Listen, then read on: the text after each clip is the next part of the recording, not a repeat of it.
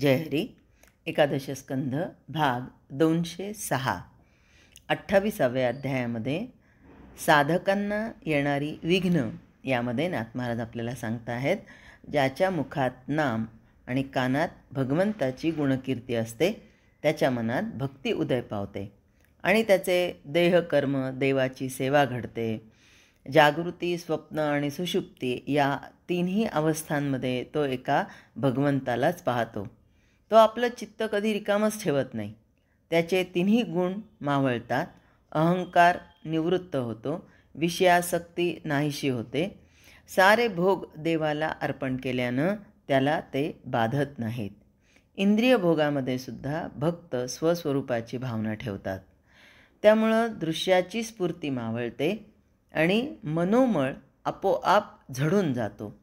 भोग भोगत असता आत्मानुसंधान टिकवणारा अकर्तात्मबोध हे साधण्यास भक्ती हाच उपाय आहे. मग एकाने नाथ महाराजांना विचारलं की नाथ महाराज, मग असं सगळं करणारा तो ज्ञानीपुरुष म्हणायचं का? ते म्हणे हो. मग या ज्ञानीपुरुषाचं वागणं कसं असतं? तर त्यांनी सांगितलं, ज्याला आत्मसाक्षात्कार होतो, मी देह नसून साक्षात परमात्म स्वरूप आहे असा स्पष्ट अनुभव येतो, तो ज्ञानीपुरुष समजावा.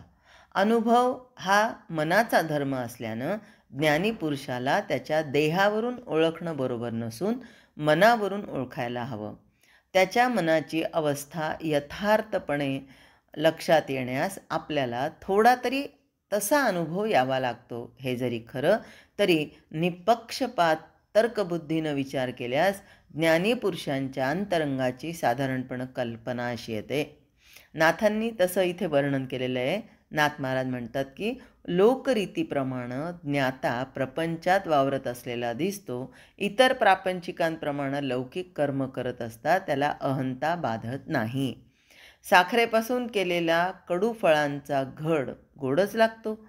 त्याचप्रमाणे अशाश्वतपणे इंद्रियांना भासणारा हा प्रपंच ज्ञात्याला ब्रह्मस्वरूपच दिसून त्यामध्ये तो स्वानंदानं सर्व काळ संतुष्ट असतो. त्याचा मीपणा संबंध विश्वाला व्यापून असल्यानं प्रारब्ध कर्मानुसार देह वागत असता तो देहातीतच असतो. म्हणून देह उभा असला तरी ज्ञाता उभा राहत नाही, देह बसला तरी बसत नाही. स्वस्वरूपाच्या ठिकाणी उठणं आणि बसणं नसतं. ज्ञाता तेच स्वरूप झालेला असतो, म्हणून उठणं आणि बसणं त्याला जाणवत नाही. देह एकदेशी असतो तर ज्ञाता स्वतःला सर्व ठिकाणी पाहतो. त्याचा देह स्वदेशी राहिला किंवा परदेशी गेला, अन्न जेवला किंवा पाणी प्याला, त्यानं डोळ्यानं पाहिलं, कानानं ऐकलं, नाकानं वास घेतला, त्वचेनं स्पर्श केला, जिभेनं चव घेतली आणि हातानं दान दिलं, तरी त्याची सर्व कायिक, वाचिक, मानसिक कर्म प्रारब्धानुसार स्वाभाविकपणे घडत जातात. स्वतः ब्रह्मस्वरूप ज्ञाता निर्दोषच राहतो. तो स्पर्शही करत नाही. तो सहज स्वभावानं अनेक गोष्टी बोलतो तरी बोलून अबोलच राहतो. त्याच्या बोलण्यात मोठं माधुर्य उत्पन्न होत असलं तरी त्याची मौनाची मिठी सुटत नाही. मी मोठा चतुर बोलका आहे असा अभिमान त्याला होत नाही.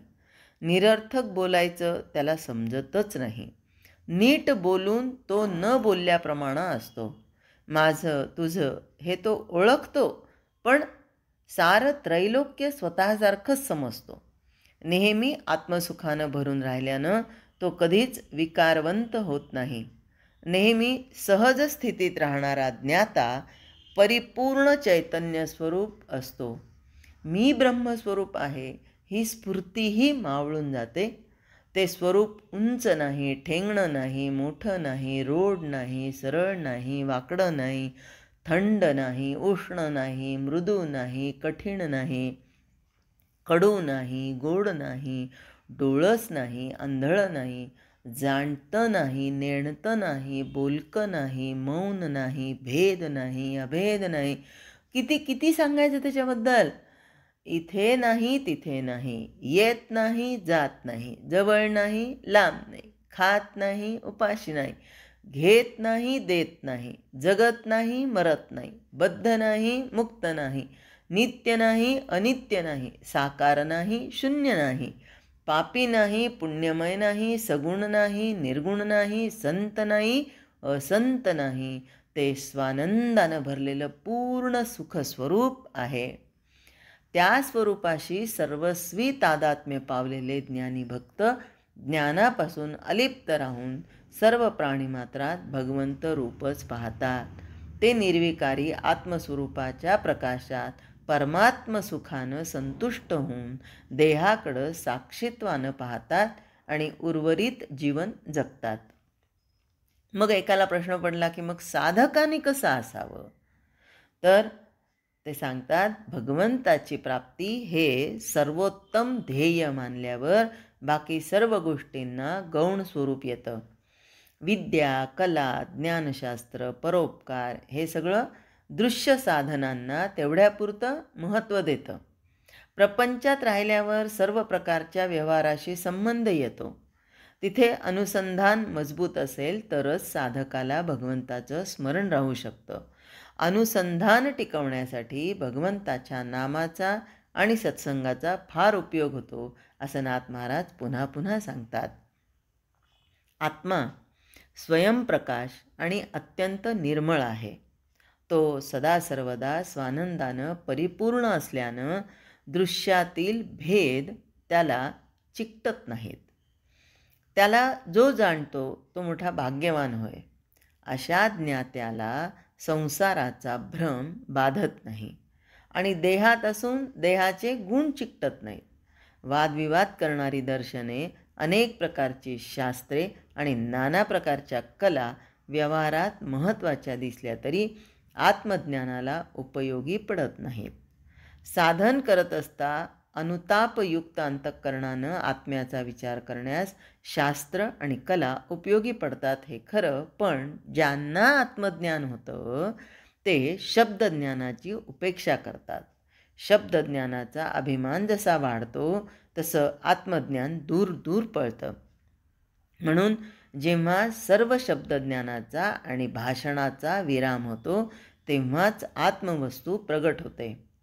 माता पिता नातेवाईक सगळे मिळून कन्या वराला समारंभानं अर्पण करतात. परंतु भ्रताराशी एकांत करण्याच्या समयी शेजेजवळ माता पिता आप्त इष्ट वगैरे असणं हा मोठा प्रतिबंध होऊन तो पतिसुखात व्यत्यय आणतो. त्याचप्रमाणे व्यावहारिक चातुर्य, विद्वत्ता, शहाणपण, योग्यता हे चांगली असली तरी आत्मज्ञानाच्या आड येतात. वास्तविक आत्म्याच्या सत्तेनंच डोळे पाहतात, कान ऐकतात, वाणी बोलते, मन संकल्प विकल्प करतं आणि बुद्धी विचार करते. विचार हे सर्व जड असल्यानं चित्स्वरूप आत्मा त्यांना ओळखता येत नाही. म्हणून देहाभिमानानं नाडलेल्या चांगल्या लोकांचीही संगत धरू नये. इतकंच काय, भगवंताशिवाय नुसता योगाभ्यास करण्याच्या नादी लागू नये.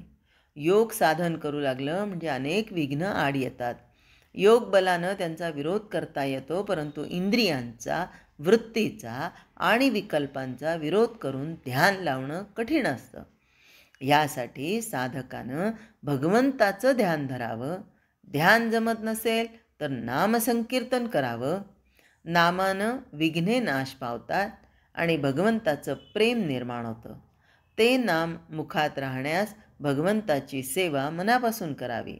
शुद्ध भावना ठेवून सत्संग असं जर केली तर मुखात नाम ठरतं. आपण ज्याच्या संगतीत राहू त्याचे गुण आपल्याला चिकटतात की नाही. मग आपण काय म्हणतो, ढवळ्या शेजारी पोवळ्या बांधला, वान नाही तो गुण लागला. मग सत्संगत जर झाली तर सत्संगी काय करत असतो, नेहमी नामस्मरण करत असतो. आणि असं केल्याने काय होतं तर चित्तातील विकल्प नाहीसे होऊन भक्ती आपोआप उदय पावते. अशा प्रकारे जो भगवंताला अनन्य शरण जातो त्याच्या मनात अभेद भक्तीचं सामर्थ्य निर्माण होऊन त्याला तो स्वतः पावन होतोच, पण जगाला देखील पावन करतो. कारण त्याच्या सहवासात जे जे येतील आता बघा, ते चंदनाच्या जवळ बाभळी जरी असली तरी त्या बाभळीला चंदनाचा सुगंध जसा येतो तसा हा सत्संगाने स्वतः तर भक्त बनतोच आणि जगतामध्ये भक्ती निर्माण करून अनेक जणांना भक्ती मार्गाला लावतो.